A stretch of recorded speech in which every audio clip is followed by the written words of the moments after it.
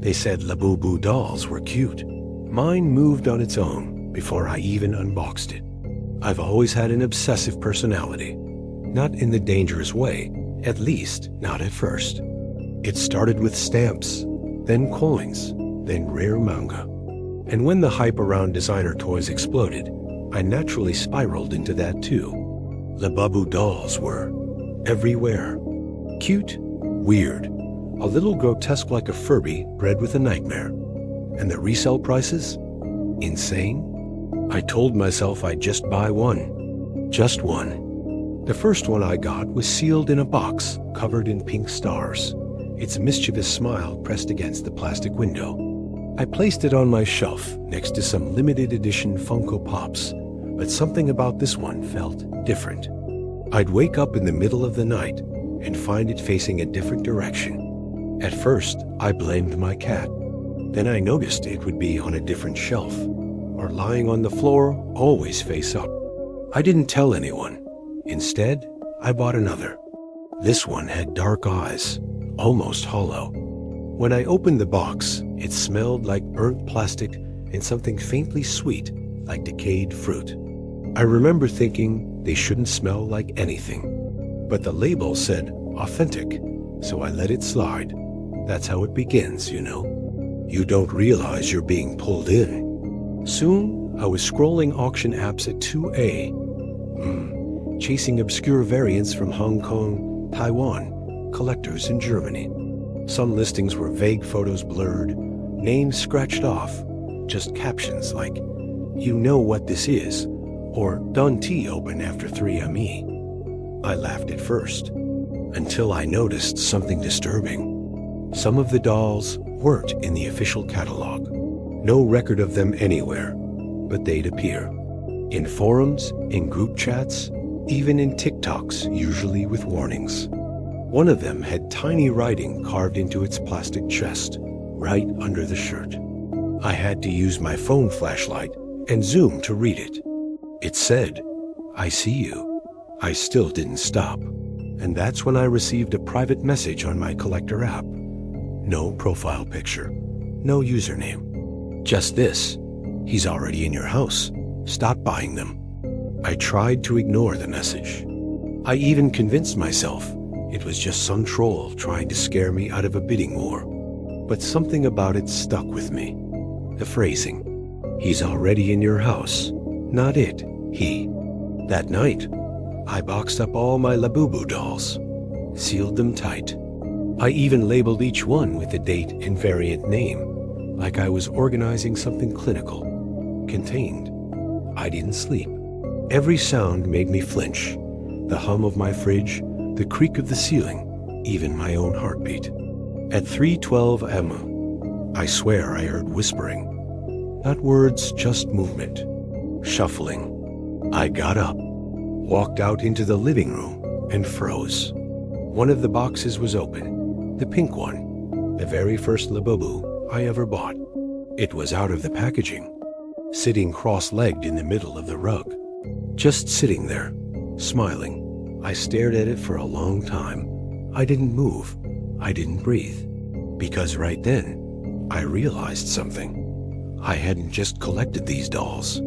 I had invited them. I grabbed my phone to snap a photo, but before I could, it tipped over. On its own, no wind, no vibration. Just fell forward as if it knew I was watching. The next day, I threw every doll into a storage bin and duct taped it shut. I left it in the garage. Spent the whole day at work pretending everything was normal. But I couldn't stop checking my phone, refreshing my camera feed. At one point, the motion sensor in the garage triggered. When I opened the app, the feed was static.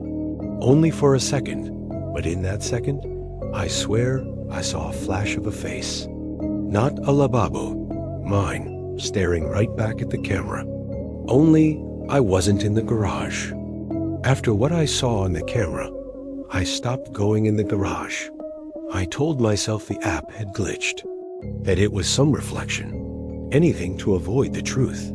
But denial only works until it knocks on your door. That weekend, I got a message from someone I used to trade with online. He'd stopped collecting months ago, disappeared from all the forums. But now, suddenly, he was back. His message was simple. You still have them, don't you? Don't let them touch your mirror. I called him immediately. He didn't answer. But 5 minutes later, he texted again. It's not your reflection anymore. I didn't respond. I didn't have to. Because when I looked up from my phone, I saw something in the hallway mirror. Not a figure, not a shadow. A Labubu doll, standing on the shelf behind me. Only when I turned around, the shelf was empty. That night, I dreamed of cardboard boxes stacked in a spiral, climbing into darkness. Each box was labeled with usernames I recognized. Collectors, reviewers, people who had vanished. Each one whispering the same phrase through the corrugated walls. He belongs to us now. I woke up drenched in sweat. My phone was in my hand, open to a listing I hadn't searched for. A new variant, one I'd never seen before. The photo was blurry, but in the corner, barely visible, was a cracked mirror, and inside it, a reflection of me, smiling. The algorithm had me pinned. Every other scroll on my feed was another listing. Rare Labu drop, last one, price will only go up. They weren't even subtle anymore. These weren't ads. These were warnings. And I was already addicted. I told myself it was just to watch the market, just to stay aware of resale trends. I wasn't even planning to buy. But when the seller posted one with unopened, never touched, from a private collector in Hong Kong, ... my heart skipped. The image was low res, but the shape was unmistakable. One of the older designs, the ones with stitched mouths and no pupils. The caption read, "Box has slight damage. Doll inside. Moves sometimes. Low." I clicked instantly, not out of fear, out of need. I messaged the seller. Still available? They responded immediately. If you're serious, I'll send you the link. Don't share it. The site wasn't anything official. It wasn't even a storefront. Just a single dark page with the doll's photo. 666. No shipping info. No user account. Just a PayPal button. I didn't even hesitate. Within 2 minutes, I got an email confirmation. No tracking number. No receipt. Just, it's already on its way. The box arrived 4 days later. No label, no sender. Inside, beneath layers of crinkled tissue paper, was the doll. Its paint was flaking. One ear was bent backward. It looked older than it should have, like it had been somewhere. When I picked it up, it was warm, like it had just been held, and it was smiling. Its mouth was frozen wide, lined with sharp, jagged teeth. I didn't sleep the night it arrived. Not because I was scared, because I couldn't stop watching it.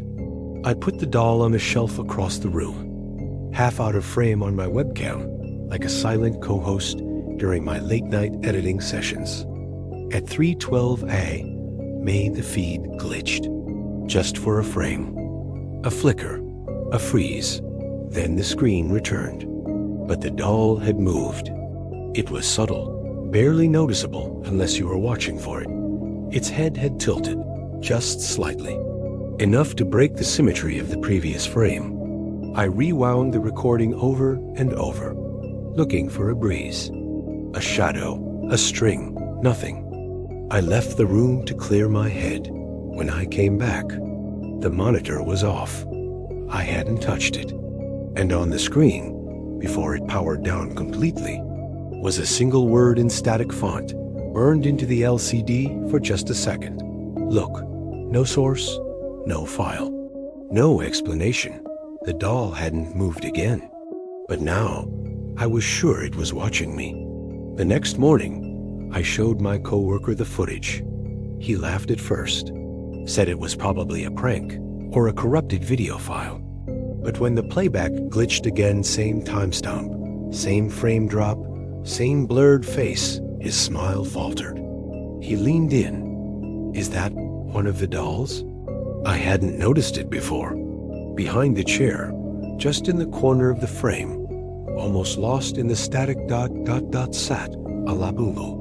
One I didn't recognize from the office shelf. Not the rainbow one, not the forest one. This one was darker, moldy green with sunken black eyes. It wasn't there during filming. It wasn't there at all. We checked the office shelf, only 2 were accounted for. The third, the green one, wasn't part of the collection. I'd tossed the whole set, my coworker muttered. I didn't. Instead, I went home and started digging. There were forums, threads buried deep in old image boards, Chinese message boards, obscure Discord servers. People shared similar stories, Labubus that moved, eyes that shifted in the dark, packages that arrived unmarked, gifts from sellers they never contacted, dreams of desert temples, a name whispered in sleep. Pazuzu. One post stood out. It was dated 7 years ago and simply titled, "Don't collect them all." The user claimed that each version represented a vessel colors and variants masking something older, something ritualistic. When enough were brought together, they invited him, Pazuzu. There were no replies. The user never posted again. That night, the third doll was on my shelf. That night, I had the dream again. I was in the same desert, bleached white sand, air buzzing like a microwave. The sun never moved, and the wind howled a language I couldn't understand. But this time, something was waiting. A figure, crouched in the sand. Not a man, not a doll. Something in between. Its limbs were too long, skin tight and hairless, like a wax figure left to melt. Its head twitched like an insect flicking left, then right, then still. Rows of Labubus were lined up in the sand behind it, half-buried, glass eyes staring into the heat. Each one a different variant, magician, zombie, sailor, astronaut, each one smiling. It didn't speak, but I knew what it wanted. It was pulling me closer, not with hands, but with permission, like I'd already agreed. It raised a hand and pointed behind me. I turned around and saw myself standing just a few steps back, holding a Labu, cradling it like a newborn, smiling. I woke up gasping. The green Labu was on my chest. I started digging. Forums, archive sites, Discord channels, old eBay listings. There were whispers of a group, the Collector's Code. Not an official club, more like a digital seance. People trading stories, sightings, even rituals connected to the dolls. Some posts were obvious trolls, but others felt too personal to fake. One account stuck with me. A user named Yumi Arrested wrote, "My Labu didn't arrive in a box, no tracking. Just showed up on my desk after I posted in the thread. It watches me sleep. I can't remember ordering it, but I would never give it back." That comment had 3 likes, and a dozen replies asking, which version? No one seemed disturbed. Another post showed a picture of someone's shells. Dozens of Labubus. But if you looked closely, some weren't official releases. Wrong eyes, too many teeth, hands with tiny nails. There was one comment beneath that photo. "You've almost completed the circle." I didn't know what that meant, but I checked the username. It was me. At 3:14 a.m., I got a push notification from the Labubu app. New drop. Midnight variant, only 13 available. I didn't remember downloading the app. Still, my finger hovered over the notification. It opened to a timer. 0 hours, 0 minutes, and 13 seconds, 12 remaining. I tapped Buy Now. The screen glitched just for a moment. The animation stuttered, reversed, and played again. My phone buzzed. Order confirmed. Thank you for completing the circle. The room felt colder. Then my camera opened by itself, front-facing. I was staring into my own reflection. But behind me over my shoulder, a small shape, perched on the shelf, grinning. And when I turned around, there was nothing there, except one new box, unopened, still warm, ... I don't know how much time has passed. Days, weeks. I've been on autopilot, doing things I don't remember deciding. All I know is there was another box on my doorstep, no label, no return address, just a sticky note, handwritten, final delivery. I should have burned it, but something told me it wouldn't matter. The address inside was only 5 blocks away. I walked, every step heavier than the last. When I got there, the building felt off, too quiet, like the silence had weight. Unit 305.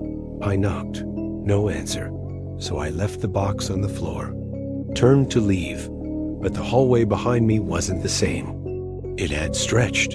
The doors multiplied. All of them marked 305. Then they appeared.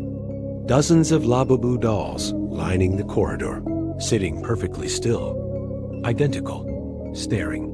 I backed away, and all the lights went out, except one. It flickered above a single doll, cracked open. Its face was split down the middle, like something had forced its way out. The plastic looked soft, fresh, still warm, like it had just been born. That's when I understood. I didn't just collect them. I spread them, carried them like seeds. I was the vessel. The dolls were the shells. And whatever Pazuzu is, it doesn't haunt places. It haunts people. It uses people. Each delivery, each box, was a piece of it. And now, something's inside me. It watches through me, moves when I don't. And when I sleep, I dream of glass eyes, of stitched mouths opening, growing wider, sharpening, like something old is smiling through me now. And I can't stop smiling back.